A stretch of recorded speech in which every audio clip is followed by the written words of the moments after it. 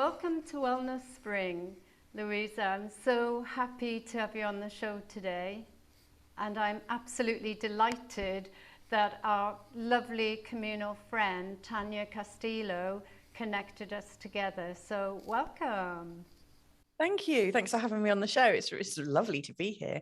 And yes, very, very grateful to the lovely Tanya. She's beautiful, isn't she? Oh, she's like a breath of fresh air. She's absolutely stunning. Beautiful soul like yourself. So dear guests, dear listeners, my guest today brings us the magic and the everyday with a practical blend of astrology, channeling, and subliminal coaching. That was a tongue twister for me. She'll focus she'll focus you around self-healing, the right mindset, and futuring. She'll tell you what you don't know yet, but what you need to know to save you time, effort, heartache, and money. So, Louisa, there was a lot of things going on there, lots happening. Could you please tell us about your background, your upbringing, and what led you to be the amazing astrologer and the creator you are today? Oh, thank you. I don't know where to start. What's the best place for me to start? Where were you born? Right. In the southeast of England, in the mid-70s. And I grew up, with a loving mum and dad, with one sister, a very sort of normal background, really, and very loving. But I just grew up with this. Sorry, my mic's a bit funny. I grew up with this like really strong curiosity about the world, and also this feeling that everything was magical. So like looking at plants and animals and things like that, I used to get quite overwhelmed. And I used to hear things and see things which I thought everyone could, and that actually wasn't the case, as it turned out. Early on, my parents were like, "What are you talking about? It's all made up."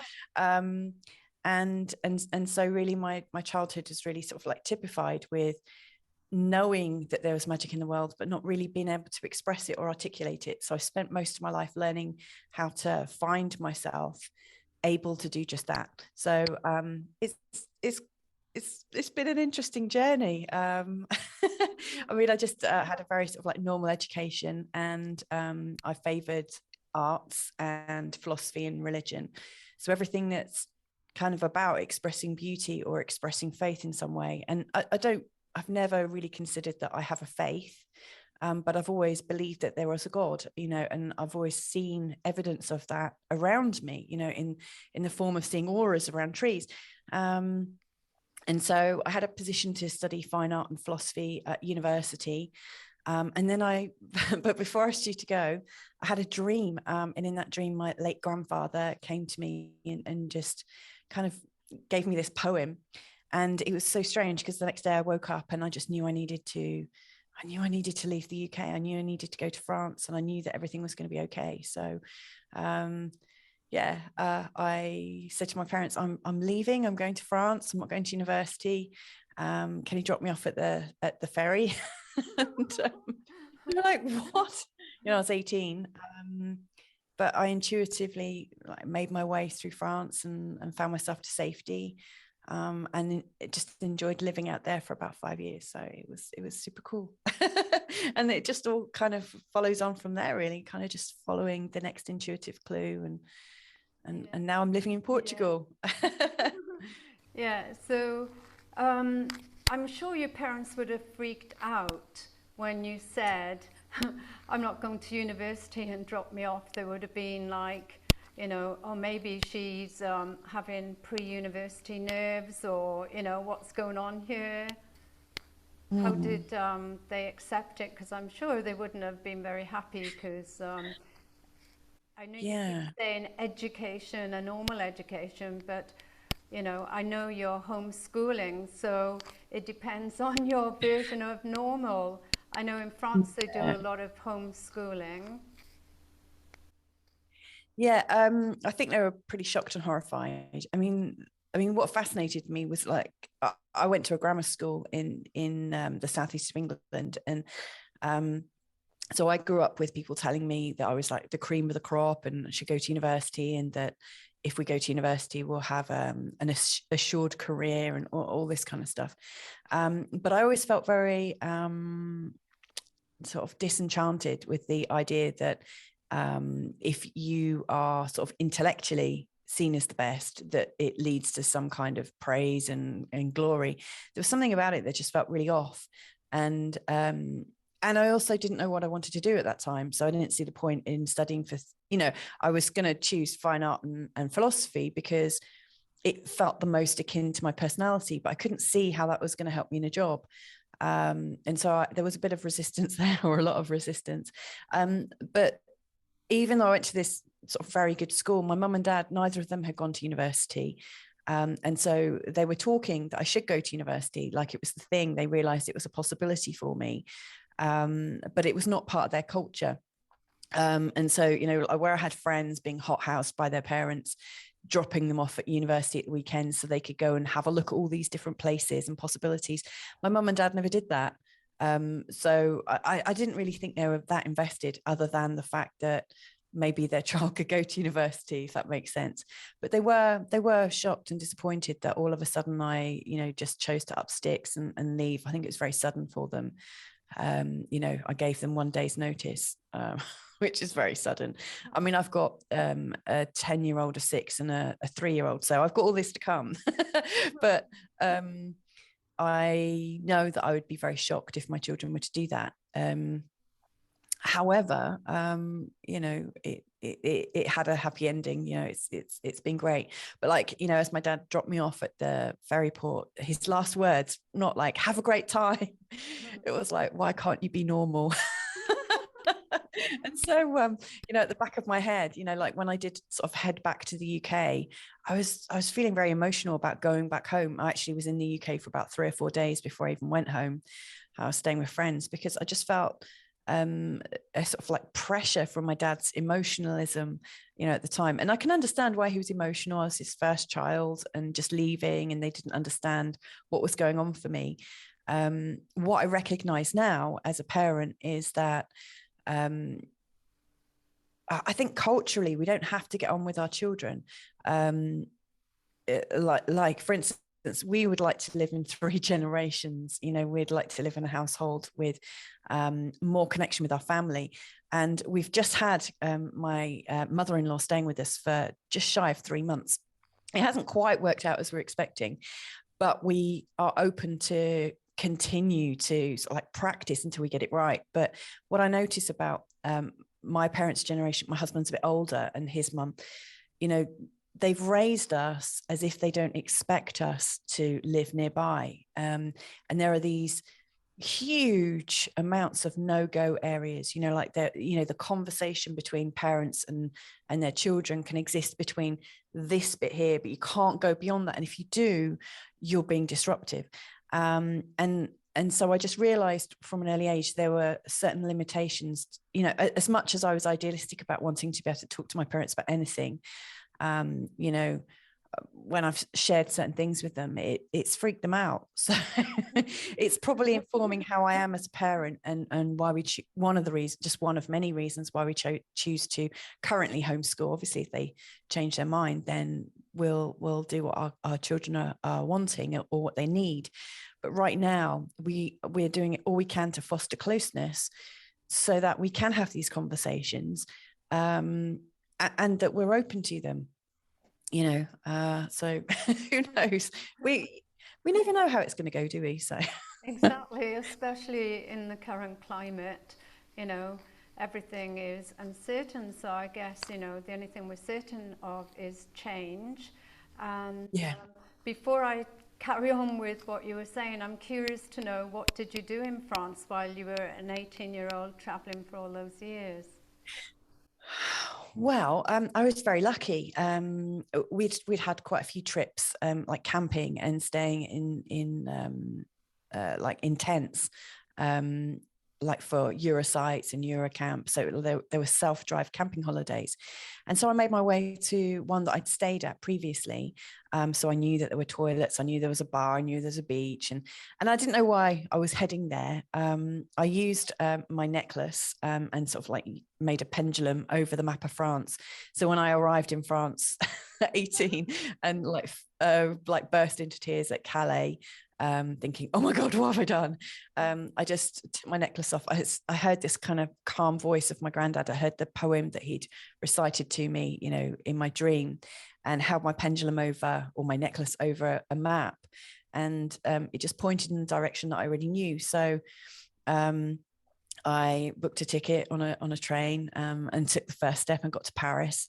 And then, you know, while I was there, I chatted to a guy who said, okay, your next step is to go this way. And he said, and because you're doing it on your own and because it's so expensive during the day, you must travel at night. So he saved me about 30 euros, or it wasn't even euros then, it was francs, but he saved me quite a bit of cash.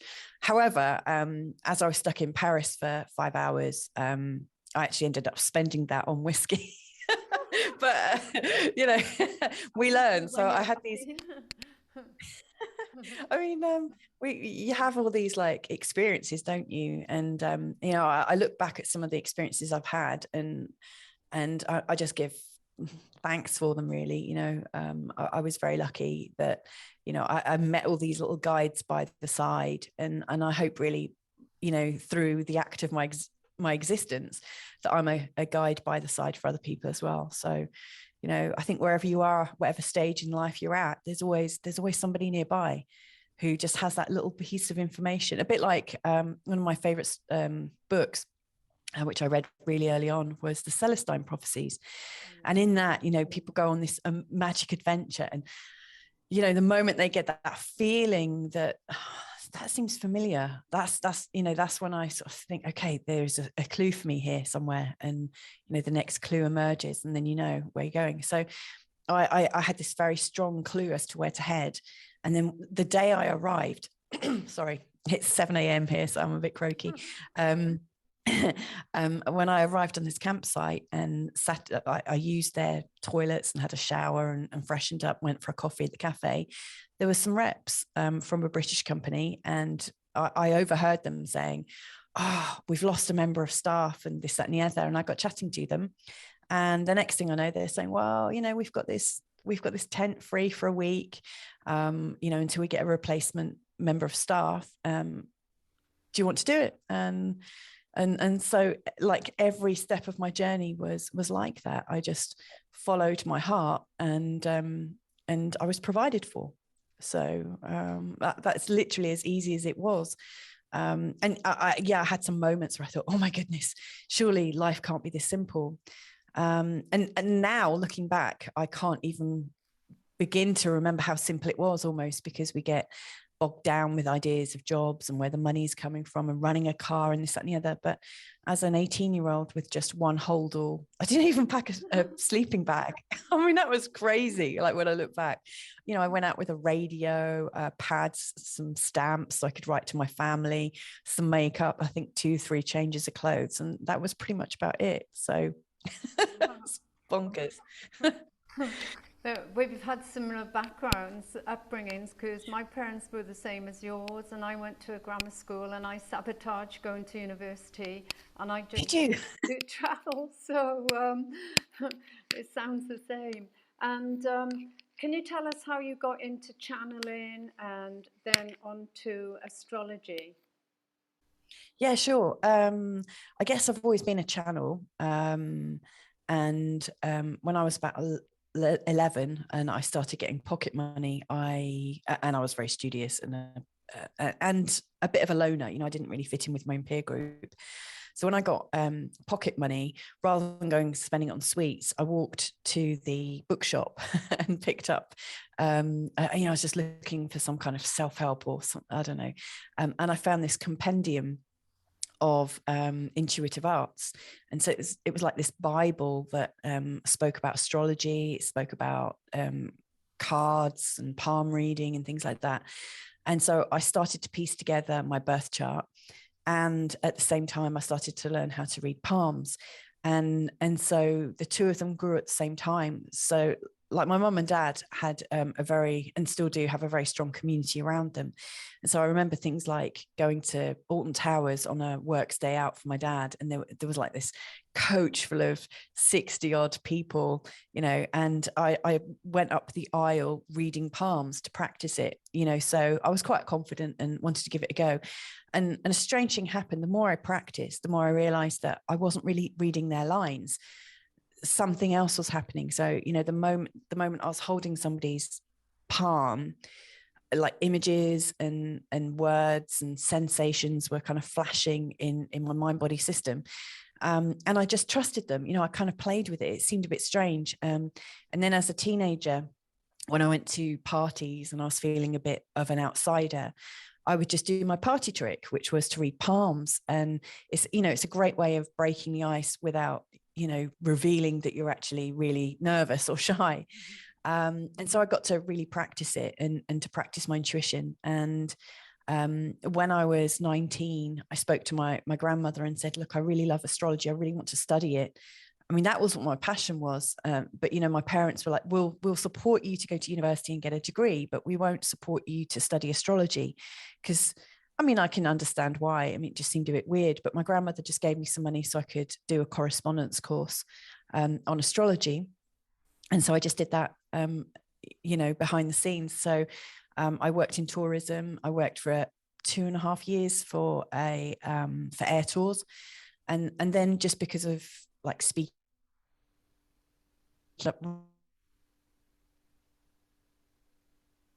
you've frozen.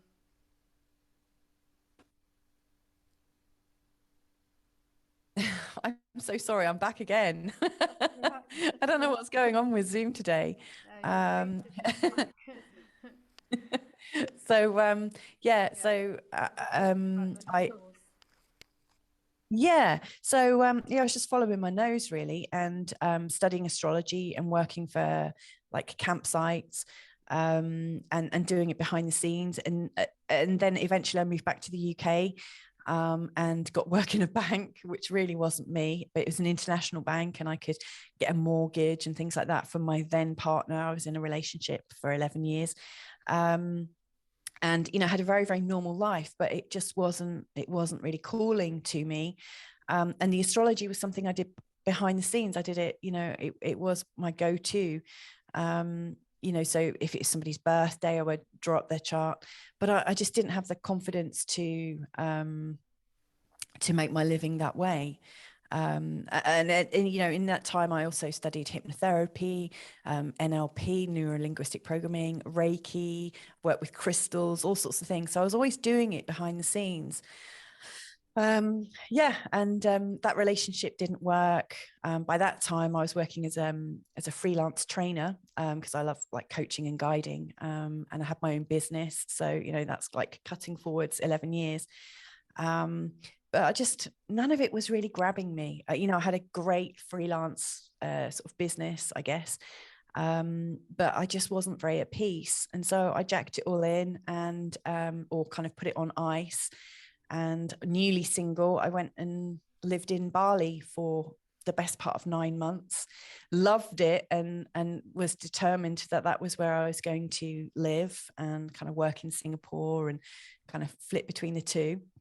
And on a trip back to visit my parents, I met my husband, who's British, and then just ended up staying. So, you know, the idea of going back to Bali was shelved. But I met Carl, who at the time had this radio channel called the Barefoot Broadcast.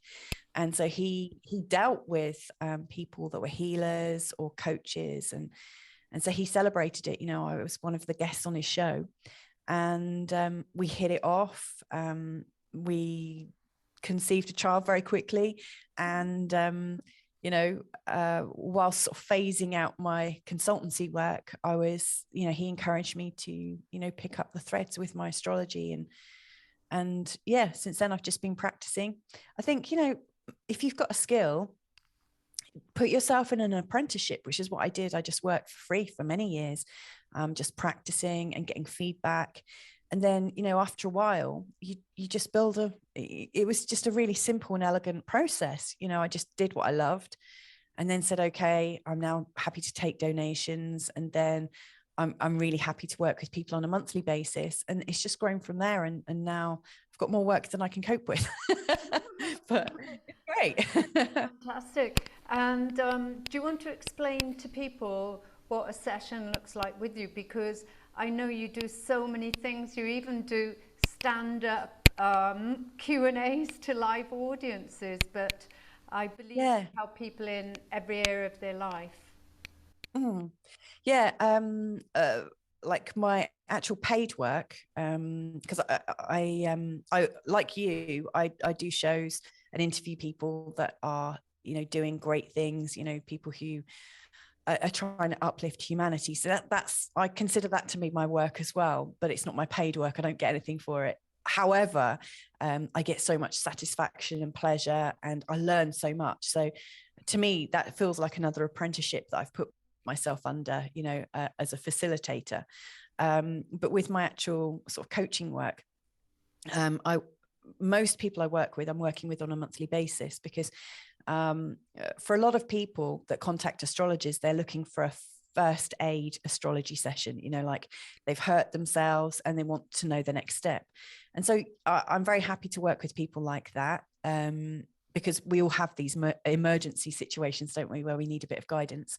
But actually, I prefer to work with my clients on a monthly basis, so that it's really a relationship, you know. So they're always like saying, okay, this is where I'm at right now, and this is where I want to be. And so each month I'm giving them a 20-minute update based on their chart, and kind of describing the month ahead, and what they might want to look out for, how they might want to focus to achieve the goals that they've expressed to me.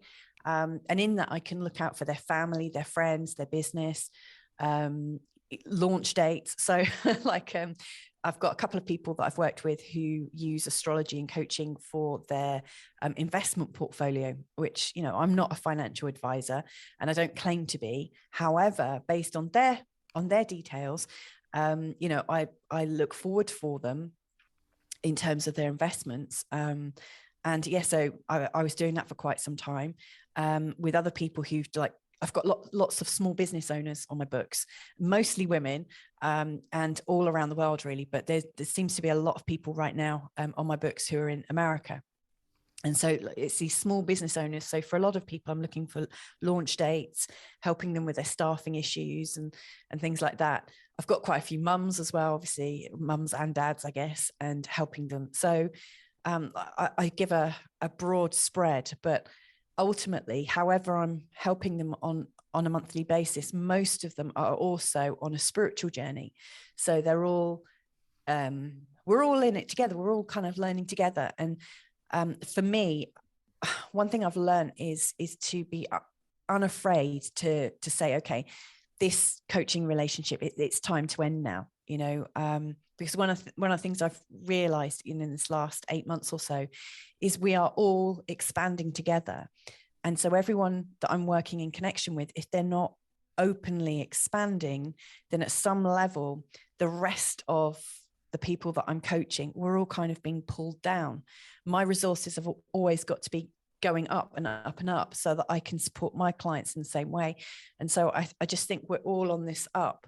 And, you know, with people who seem to be going the other way, it's a bit of a, it's not, I don't want to get into a battle or anything, but to me, it just feels like we're in it together, and we're all rising with the same tides. So I think anyone that's not in that kind of vibration seems to drop off themselves, or sometimes, you know, I might need to have a conversation, but I'm really, really fortunate. So that's like my paid work. But mostly I work remotely. So during that time I was looking at people's astrology. But I guess in the last 9 months or so, as I look at the birth chart, it kind of speaks to me. It's like, I don't know, I almost feel like I'm being pulled into it. And again, like when I was holding palms as a child, images, sounds, vibrations, it all comes to me, and I get this very rich picture. and get a lot more information than you could really get feasibly with a birth chart. So it's kind of like a channeling thing. I'm also putting myself through another kind of apprenticeship as well. I'm doing every 2 weeks a live show with a very competent, very experienced channel. And so we like every 2 weeks we do a show where anyone can ask a question and we both tune in. So I guess I really believe in being responsible for my own education and putting myself in those positions where I have to learn. When you're doing it stand up, you have to participate. I think all learning starts with a willingness to stand up and say, okay, here I am. You've got to show up. And that's kind of how I am, really. That's brilliant. And, such great advice for the listeners and anybody who wants to start a new business. And for people in school, what would you say to them that are going to careers advisors now, or they want to start looking at what they want to do? Because like you said, you didn't know what you wanted to do. I didn't really know what I wanted to do. Yeah. We both had the courage to say, no, I'm not doing that to our parents and go on our pathway, but not everybody can do that. It's tough. I think for a short while, if you're really not sure, I think earning money is important, not because I like the ideas of what money brings or anything like that, but it's an energy of exchange, and I think it's okay to have abundance. It's okay to believe that you need to have abundance or that we can attract it. So I think it's important to get a job, even if it's not necessarily the right job, but also to have something on the side. If you have a hobby, if there's something that really pulls you that doesn't seem to be an actual career, I think you just got to develop it and be of service. I don't suppose that's the only way of doing it. I do know of people who've got their own businesses who've just been invested in. They've had people believe in them and given them some investment. For me, it's worked to just do things for free until I'm confident to receive donations, or ask for money. But I think the most important thing is to just believe in yourself and give something a go. We are living in these fantastic times. I wouldn't want to be at school right now, I don't think, being told that there are sort of like these kinds of careers in front of them, because I've always found that it's a very rational place. So like the kind of careers that you might be sold are these places where you go and you work for somebody else. I don't think school is necessarily teaching you to work for yourself. It may well have changed, in the last 30 years or so. But, having spoken to a lot of people, I don't think school really teaches you entrepreneurial skills. It's not teaching you to be an entrepreneur or somebody who works for themselves. It's teaching working for another person.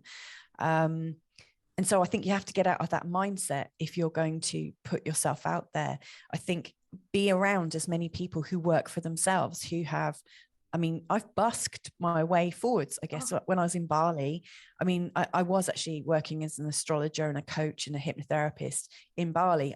Legally I wasn't allowed to, but I was kind of doing it on the side. But you have to be prepared to just do that. But we are now living in the time where people aren't buying products as much as they're buying services. So this whole time at the moment is geared to people who have a unique knowledge set, who've got a unique perspective, who have something to offer people, who have a potential solution to people's problems. And if you've got an inventive mind, a curiosity, a genuine desire to help people with their problems, then there's a whole world of opportunities ahead of you. That's my advice. I think just show up as who you are, and everything will fall into place. And you might need to have difficult conversations with your parents or people around you.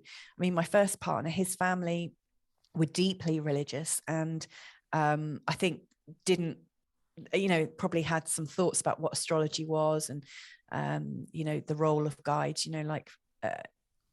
People have their own ideas, and so that did put me off expressing myself. And so I guess at some level, if you're in the wrong relationships, that will become apparent as you start to vibrate who you really are. And as you stick to your truth, the real relationships come to you. So, it might cause a bit of disruption as your vibration changes. But I just think that's the whole purpose of life. Is to vibrationally sort of emit who you really are. So I don't know if that's helpful at all. No, I think that's really good advice. And a lot of people go through life not knowing who they are. And, they're living in their disempowered belief systems and not willing to look inside. Some people are stuck in their misery and they get secondary gains from it, Yeah.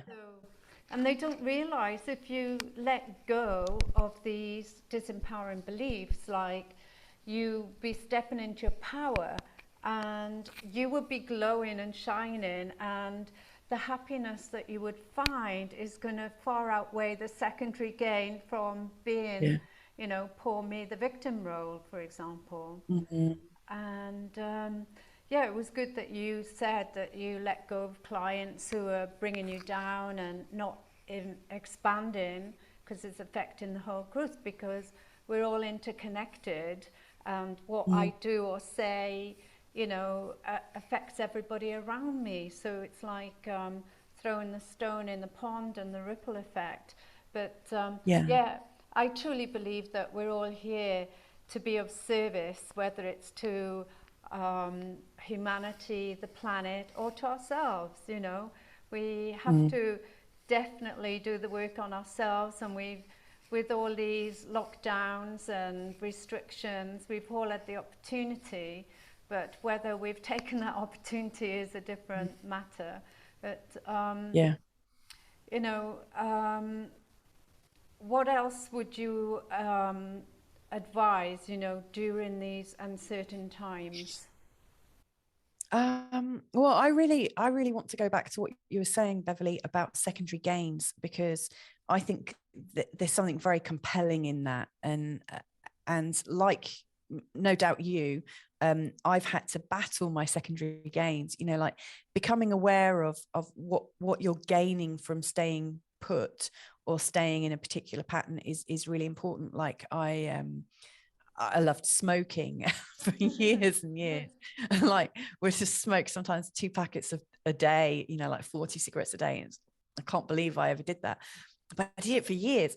But I think at some point, like when the secondary gain becomes more painful than not having it in the first place, that's when real change comes. So if I'm becoming aware that I have an energetic system or problem or habit that is not good for me, I will sometimes indulge in it more so that I get bored of it, so that I get absolutely tired of it. Like, actually, some of the times when I've had a pity party have been absolutely perfect for me. So I've taken myself further down the spiral, and kind of gone down and round and round. And I had to really get actively involved in disengaging from life to realize, actually, I want to re-engage. And so I think one of the dangerous parts is where our secondary gains just become second nature and we don't question them.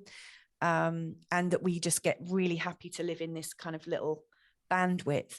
For me, the lows have been really, really necessary to show me that actually this is not where I need to be. So I've really learned a lot from the polarity around me. And I think getting bored of yourself, getting bored of your complaints, getting bored of your problems is one of the best ways of raising up. So that's kind of my experience. And I think, it just gets too painful to stay like that. And I think that's when real change happens. And if you're not feeling the pain of how you were, then I don't think that change is ever that lasting. So for instance, when you make a change and it feels good initially, but then you soon forget why you made the change. And I think that's when a lot of people lapse back into unhelpful belief patterns. So I actually think that trauma is one of the best healing things that can happen to us. because it really separates us from a previous, it really gives us that problem so much that we cannot forget it. So I'm very wary of people. I know I've sat on the fence many times, but I now am very wary when I'm being very bland, because when I'm being bland, I'm not really actively engaging in living, a future or a present of joy. I have to be really conscious about that. Does that answer your question? I'm not sure if it does or not. If I hijacked it. It's okay. You covered a lot there. And I know you're a busy mum, so I'm not going to keep you much longer. And before you go, I'm just curious how you juggle everything. I know your lovely husband, Carl, helps with the homeschooling, but you're doing so many things. How do you juggle? Yeah. And you did want me to mention something about homeschooling, didn't you? Yeah. I mean, we both work from home. I mean, the way we live isn't really the normal way that people live, I guess. Most people go to work every day, Monday to Friday, and the kids go to school.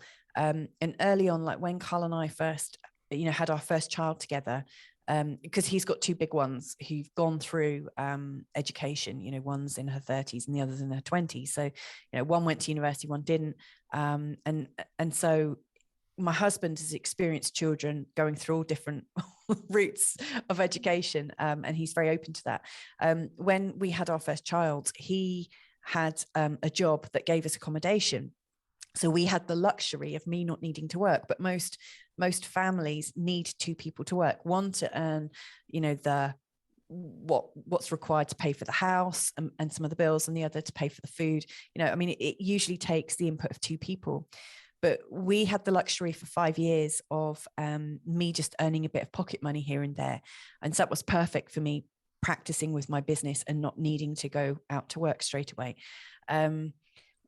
When we were in that position, we were already thinking we don't want to have to work every day. And so when we started devising a plan, like we wanted to be somewhere warm where we could grow vegetables, and we wanted to be somewhere where it's cheaper to live. And so we decided to become economic migrants.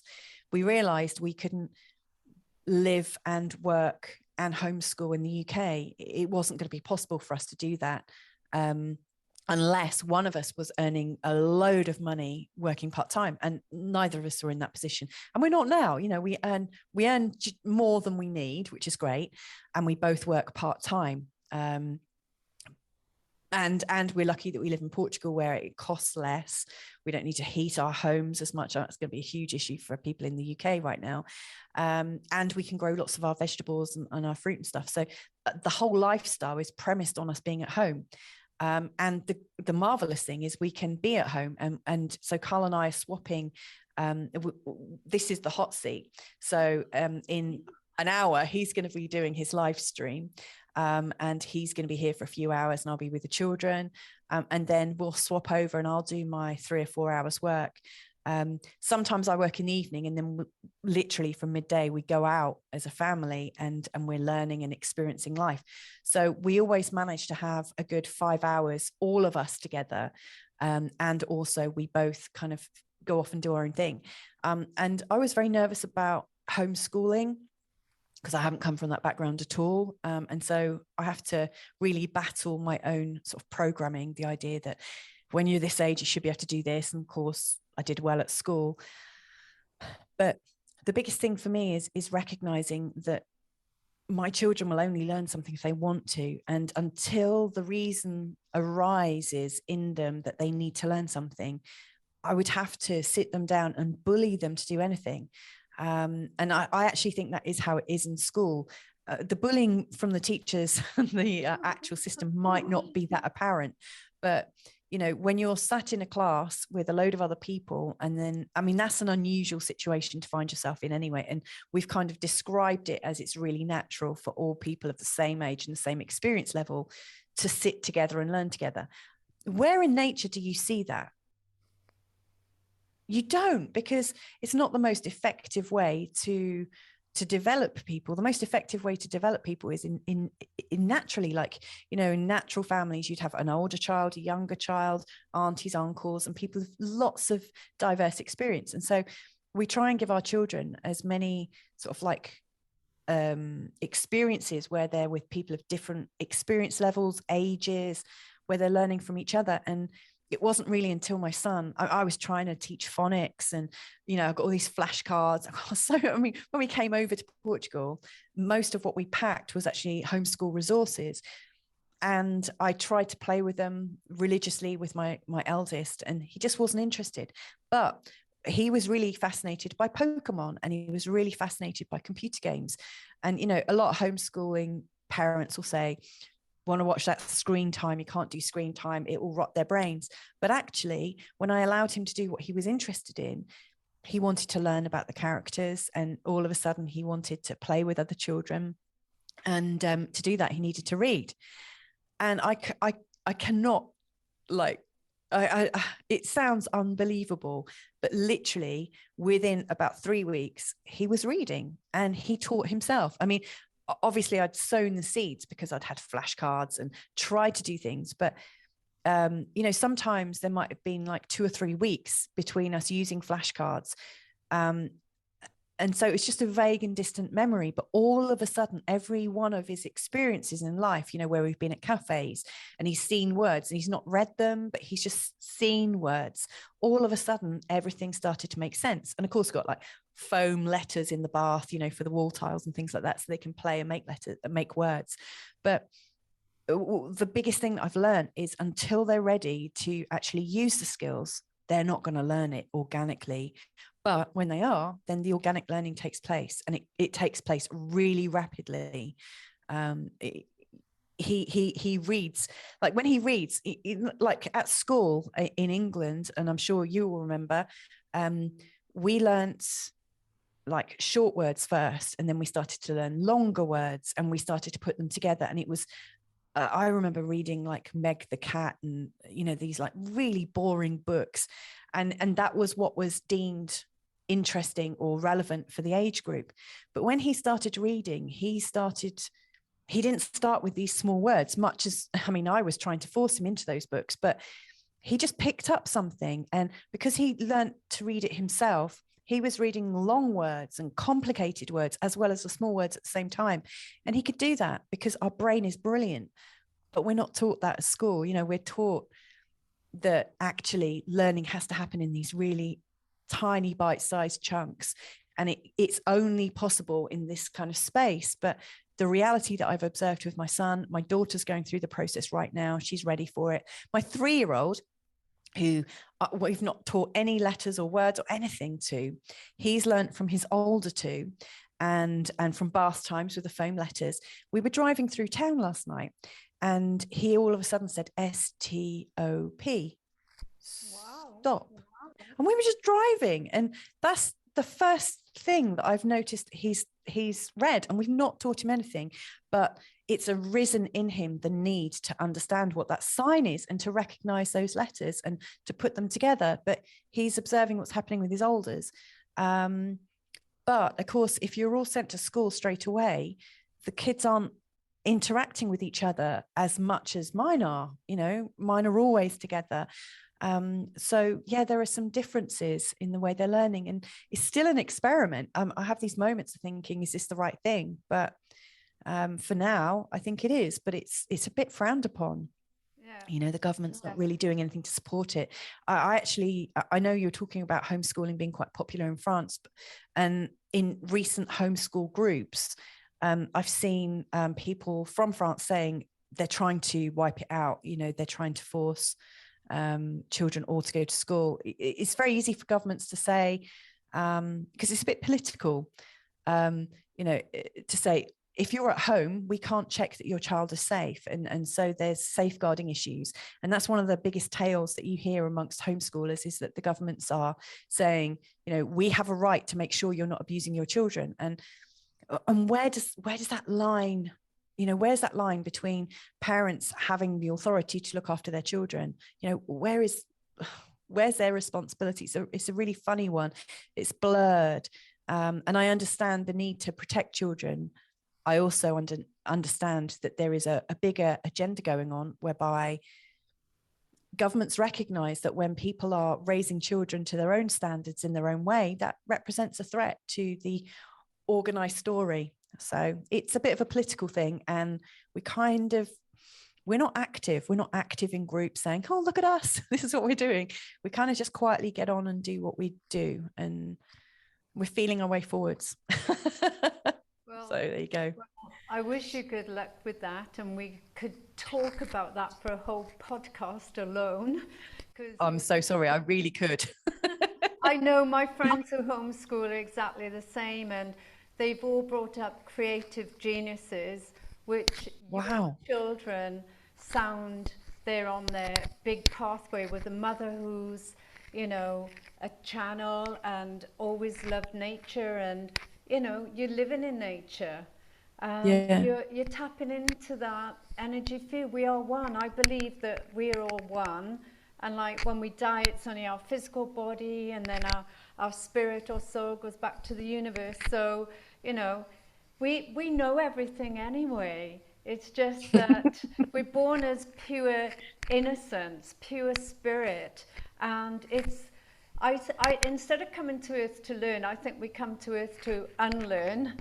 But Yeah. unless you get the opportunity, which is what you're giving to your children, to tap back into it and stay in that creativity. So that's where the magic lies. I agree. We have a magical opportunity here, you know, to unlearn and rediscover who we really are. It's incredible. Well, you know, we're unstoppable, our true authentic selves. You know, we are everything. We're connected to all that is. So on that note, darling creator, I'm going to put all your, because you've been on so many shows, you've got so many wonderful credits, and you've got lots of feedback, and I love the name of your website, thefeelgoodastrology.com. So I'm going to put all these into the written notes to go with the show. And I'm sure the people who are concerned about money, they'll all be in touch with you, asking you, how do I invest my money? When you said it, was like, oh, my husband was talking about it, because with things affecting in the war now, everybody, all the stocks and things are going down. So I wouldn't be surprised if you get inundated with calls once we post this. So I mean, yeah, I haven't been following it myself so much, funnily enough. Like we're going through astrologically some of the biggest market changes that's indicating a massive crash at the moment. So if anyone's listening, I would say, and again, I'm really not a financial advisor, but I would say you're better off having things and tools right now rather than actual cash. You know, you're better off having a home, or having access to fresh water, or having access to good seeds, because actually they're the things that are going to sustain you. And if you've got all of that already set up, then play with money and investments. But I probably wouldn't advise people play with investments unless they are highly experienced. And of course, I'm not, just because the astrology of it all is really, really unstable, and everything is indicating that it's just going to be a huge market crash. So I think it's time to get resourceful. Exactly. At the end of the day, that's wonderful words of advice. So get resourceful. I love it. Yeah.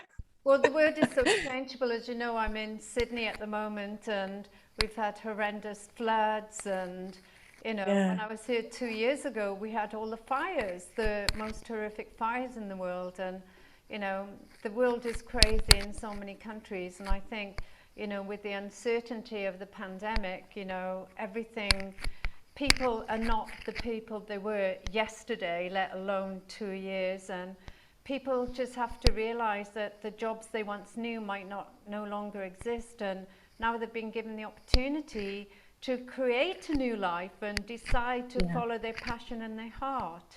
So yeah, I'm really grateful to have this conversation. I think because we could chat so long, maybe we'll have to book another session. I'd love to come back and, you know, thank you for inviting me today, but I'd love to come back and talk some more, because I think this is a really remarkable situation we all find ourselves in. Yeah, it's incredible. I'd love to have you on my show as well, by the way. Oh, thank you. Just on my show too. I'd be very honoured and blessed to be on your show, and Yeah. that's wonderful. Okay, well, have a magical day, and to all the listeners, be resourceful. Thank you. Thank you so much, everyone. Thanks, Beverly. Thank you.